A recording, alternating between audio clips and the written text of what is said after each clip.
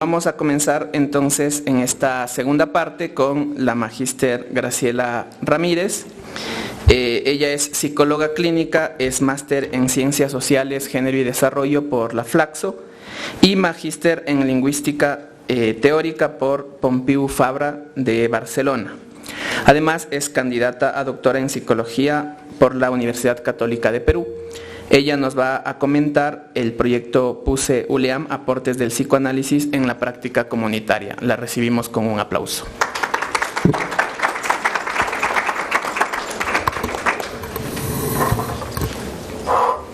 Bueno, buenos días a todos y todas. Gracias por brindarle un espacio a una experiencia que hemos venido sosteniendo más o menos 2 años, desde hace 2 años, y que en este caso me ha tocado, digamos, el honor de dar cuenta delante de ustedes, pero no responde a un trabajo personal, responde a un trabajo de grupo, responde a un trabajo de equipo, y quería partir por ahí. Quería situarlo, algo de lo que los compañeros ya han dicho en relación al terremoto, todo lo que implica el trauma de lo colectivo, de lo que hablaba el Emilio, todo lo que implica el desastre natural y principalmente la vivencia traumática. Porque el trauma no está en la realidad efectiva, está en la vivencia que tiene el sujeto a partir de esa realidad efectiva y todo eso que se despliega a partir del evento que, como todos conocen, el 16 de abril dejó las secuelas que dejó. Creo que es importante situar el recorrido que uno hace para dar cuenta de estos proyectos de investigación. Esto aconteció el 16 de abril, tuvimos un primer dato, digamos, de 661 personas fallecidas, 22.754 personas sin hogar, 6.622 viviendas derribadas, o sea, una cosa brutal. Y tuvimos llamadas el 17, el 18 más o menos de abril de la Secretaría de Gestión de Riesgos para reunirnos y decidir cómo intervenir, digamos, en el territorio. La primera idea fue: todos los psicólogos vayan al territorio a intervenir, a hacer intervención en crisis, primeros auxilios, no sé qué, todos vayan. No importa qué vayan a hacer, pero vayan todos, sin ninguna idea, sin conocer la población, sin conocer los discursos, pero caigan todos. Entonces, creo que la PUSE fue pionera, digamos, en decir, en distintas áreas, en distintas formas de intervención, a ver, ¿qué vamos a hacer? Vamos a pensar, vamos a organizar un primer momento de la intervención en crisis. Las brigadas, perfecto, estas brigadas están compuestas por psicólogos, por médicos, por personal de enfermería que va a pasar algunos días interviniendo con la población en todo lo que implica el sustento de sus necesidades más inmediatas. En una de estas reuniones con un psicólogo justamente de la Secretaría de Riesgos nos decía, pero ¿y la intervención individual? Entonces nosotros nos reíamos, decíamos, ¿qué hacemos en 2 piedras? Uno en cada una de las piedras se sientan a hacer la terapia. Nada que ver, o sea, lo que implicaba en ese momento es hacer otro tipo de aproximación, otro tipo, no porque no pueda derivar en una atención individual, que ya vamos a ver, pero en un primer momento era otra la aproximación. A partir de eso, nosotros, dentro de la universidad, como digo, se generaron varias brigadas. Algunos estábamos para enviar a las personas que se iban en las brigadas, para prepararles a lo que iban a encontrarse allá. En ese trabajo estuvo, ahorita solo de memoria, la Mayra Velastegui, la Alexandra Serrano, Fernando Paladines, de los que recuerdo. Hubo otros compañeros como el Emilio, el Fernando, viajando igual en la emergencia, pero ya con esa perspectiva de, en un primer momento, voy a ver cómo ha asumido la comunidad esto que le está pasando. Voy a detectar algunas de las necesidades de la comunidad frente a esto que le está pasando. Y paulatinamente, a partir de esa detección, a partir de ir entrando en el discurso, probablemente pueda hacer otras propuestas, ¿sí? Entonces, de estas primeras brigadas, de estas primeras intervenciones emergentes, surgió la idea, gracias al trabajo previo que tenía la Fundación ProNiño y la ULEAM, de articularse con la Universidad Católica en un proyecto más ampliado, al menos a mediano plazo, de visitas que no eran cualquier visita, de visitas que partieron desde el llenarse de tierra, digamos, en el territorio, porque era para psicólogos todoterreno, por supuesto, y posterior a eso, proponer una serie de intervenciones. Entonces, este es un poco el contexto en que les voy a explicar el tipo de intervención que nosotros realizamos, y desde 3 ejes que yo, o sea, hay mucho que decir, pero desde 3 ejes que yo quisiera destacar. Y justamente el primer eje es, ¿y a todo esto qué lugar tiene el psicoanálisis en esta intervención? ¿no? Varias veces nos han dicho, pero es una cuestión de la psicología social, es una cuestión del antropólogo, es una cuestión del médico. Pero ¿qué tiene que decir el psicoanalista, digamos, bajo esta situación? Por otro lado, la premisa de la investigación-acción, ¿cierto? Hubo preguntas guía, por supuesto, hubo diseños guía, pero muchas cuestiones se fueron sustentando y se fueron discutiendo en la práctica. No era ir a ver qué cae, sino era a partir de un marco teórico, de un marco metodológico, ir a desarrollar otras herramientas. Y finalmente, una pequeña reflexión que quisiera hacer sobre el sujeto del inconsciente, más allá de la vivencia traumática, esa posibilidad de la inscripción del sujeto en el trabajo social, en el trabajo con la comunidad. Entonces, estos tres ejes atraviesan las reflexiones a manera de resumen, digamos, que voy a proponer en este momento, y que se complementarán por la exposición de Inés Vera el día de mañana, y que estoy segura que se complementarán por los aportes del Emilio, del Avero y de Santiago, que también han sido parte del proyecto de investigación, y como digo, en esta posición casi honorífica de poder dar cuenta de este trabajo, ¿sí? Bueno. Saliendo del contexto, como les decía, la cuestión en Manta fue devastadora, y la primera discusión fue qué tipo de espacios pertinentes, qué tipo de intervención, qué tipo de transmisión y qué tipo de construcción podía hacer la psicología en la comunidad. ¿Qué posibilidad había que ciertos elementos ajenos a la comunidad se ubiquen en ese lugar tercero que puede operar algo diferente en relación a la comunidad? Elementos que partieron como extranjeros, que partieron inclusive desde otras formas de lenguaje, ¿de qué manera pueden producir algún tipo de intervención en estas personas que iban a ser los propios cuidadores de las personas afectadas por el terremoto, pero sin dejar de ser afectados por el terremoto? Esa era la cuestión, esa necesidad de un elemento tercero que pueda al mismo tiempo, ¿cierto?, aproximarse a la problemática sin vivenciarla de la misma manera en que habían vivenciado las personas de Manabí. Es en esa lógica en la que nos organizamos los docentes. Hicimos una serie de visitas mensuales, ¿cierto?, muchas veces pensando en estas posibles intervenciones. El equipo de trabajo de este proyecto se constituyó por una psicóloga clínica local en Manabí, 2 docentes, un psicólogo clínico de Quito, 68 estudiantes de la Facultad de Psicología de la ULIAM entre sexto y octavo semestre, responsables de vinculación y prácticas de psicología de la ULIAM, y 3 docentes de la Facultad de Psicología y Centro de Psicología Aplicada PUSE. ¿Por qué un equipo tan amplio? ¿Por qué un equipo tan completo? Porque era necesario, obviamente, articularnos con las personas de la comunidad, rescatando también que las docentes y queridas amigas de la ULIAM ya tenían un espacio situado para el psicoanálisis previamente. O sea, no era algo que nosotros, digamos, nos íbamos a inventar en un determinado momento, sino que ya se había generado la posibilidad de la transmisión de algo del psicoanálisis en la ULIAM. La católica es famosa, digamos, por congregar estos esfuerzos, pero en la ULIAM eso era novedoso. Nos tocó a veces sortear reuniones con los docentes como, ¿por qué no desde otra perspectiva? ¿Por qué no incluyen una perspectiva sistémica, integrativa?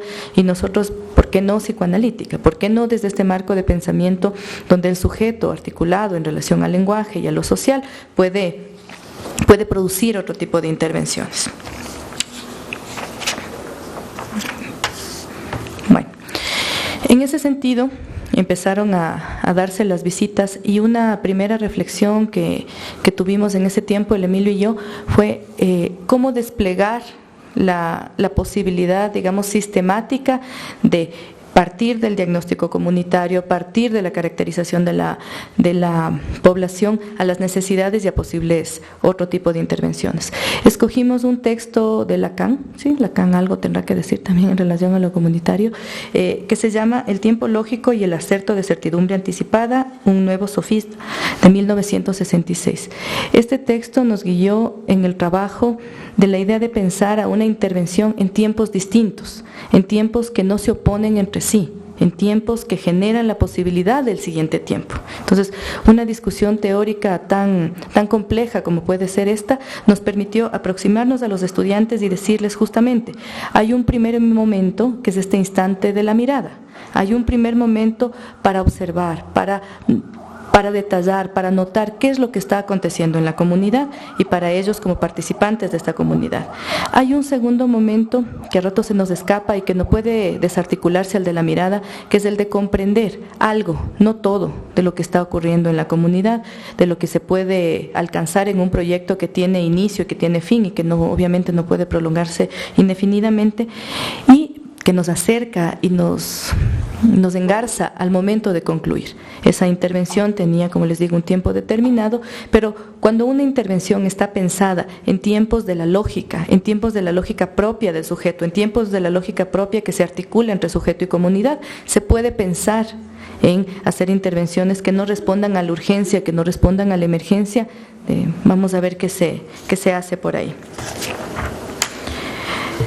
Gracias a esta reflexión que se hizo a partir de este y otros textos, los estudiantes pudieron recoger elementos teóricos sobre evento traumático, subjetividad, tiempos lógicos y cronológicos, apertura y cierre de procesos psicoterapéuticos individuales, el silencio como herramienta en la psicoterapia, diferencias entre lenguaje y comunicación, técnicas lúdicas de trabajo grupal con niños expuestos a eventos traumáticos y por qué es importante el sostenimiento de equipo en un panorama post-desastre.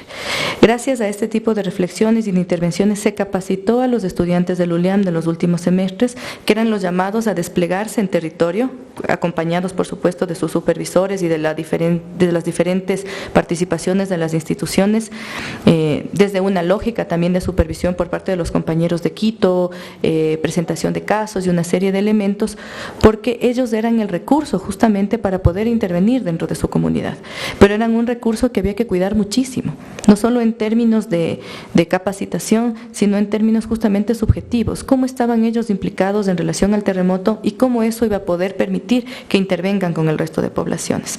¿Por qué todo esto? Porque regresando al primer momento de la emergencia de la Secretaría de Riesgos, era como, vayan todos los psicólogos hacia la costa, pero claro, se quedan un par de días y regresan, y qué procesos de seguimiento se pueden realizar y qué procesos a mediano plazo se puede contrastar. Entonces, en ese sentido, había que detectar justamente las verdaderas potencialidades de la comunidad y a partir de eso empezar un trabajo. Esto que hace 2 años empezó como una atención emergente, ahora es un proyecto sostenido de investigación que tiene justamente otro tipo de aristas. Se ha abierto la posibilidad de trabajo con colegios, sobre adicciones con adolescentes, sobre asociaciones recreativas / pandillas de adolescentes, una serie de cuestiones, porque justamente el irse aproximando paulatinamente y respetuosamente a la comunidad permite esa acogida, ¿no es cierto? Permite esa posibilidad de respetar el tiempo de la comunidad y en ese sentido pensar que dentro de la comunidad hay sujetos articulados de alguna manera y que el momento en que uno respeta esa articulación posiblemente se puede producir otro tipo de cuestiones. Para continuar con estas reflexiones, yo les traía también unas anotaciones sobre esto de la efectividad de las intervenciones, porque han sido algunos de los cuestionamientos que hemos recibido en el tiempo. ¿Cómo mido que lo que ustedes hacen es efectivo, ¿no? O sea, como cuántas personas fueron beneficiadas y cosas así se puede cuantificar. Pero nosotros queremos dar cuenta de una forma de efectividad distinta, de esa forma de efectividad que se lee en el discurso justamente de los participantes y que no siempre responde a las cifras macro a las que estamos acostumbradas. Entonces,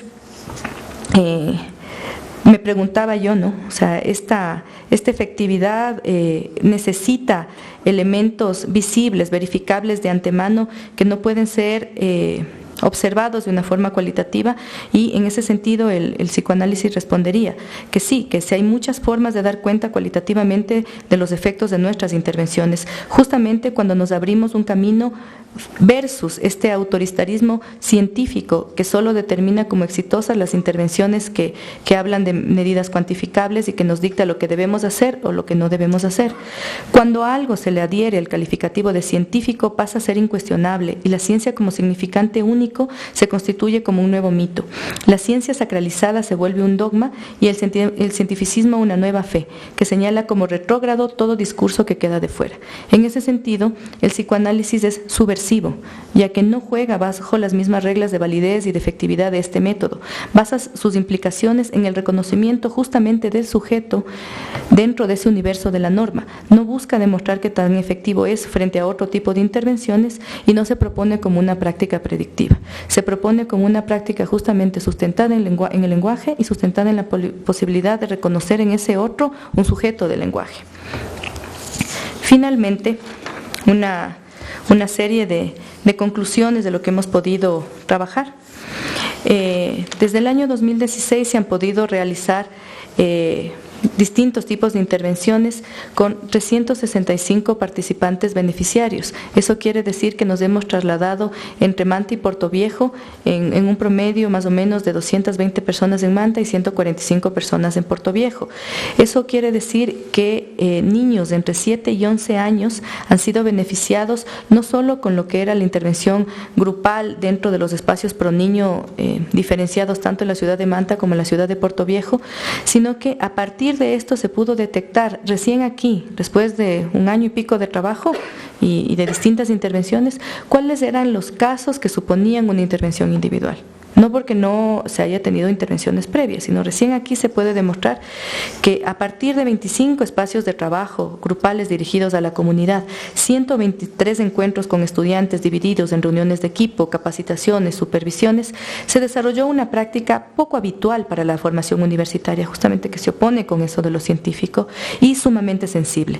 Se efectuaron encuentros de sostenimiento, lo que implica el acompañamiento de la coordinación local, reuniones de equipo, estudios de casos, seminarios teórico-prácticos y visitas técnicas. Todo esto, como digo, beneficiando a 68 estudiantes que se involucraron con la clínica, ¿no es cierto?, con la reflexión teórica que nosotros les podíamos aportar, pero principalmente se ensuciaron los zapatos y estuvieron en terreno trabajando con las comunidades. Finalmente, de toda esta población se logró atender a 50 pacientes a nivel psicológico individual en contención de la angustia, y el sufrimiento mental dentro de las poblaciones intervenidas. Este trabajo de intervención, por supuesto, se sumó a la idea de los primeros auxilios y a todo lo que implica un trabajo en el mediano plazo. Para concluir, como les decía, hay mucho que decir del proyecto Pusi-Uliam Telefónica, hay mucho recorrido desde este sueño de los centros pro niños a los trabajos articulados de investigación que tenemos en este momento y todas las perspectivas de futuro entre la asociación, entre estas instituciones. Sin embargo, a manera de resumen, la posibilidad de pensar las cuestiones en un tiempo único y subjetivo de estas personas involucradas en la comunidad es lo que produce la posibilidad de este tipo de trabajo. Muchas gracias.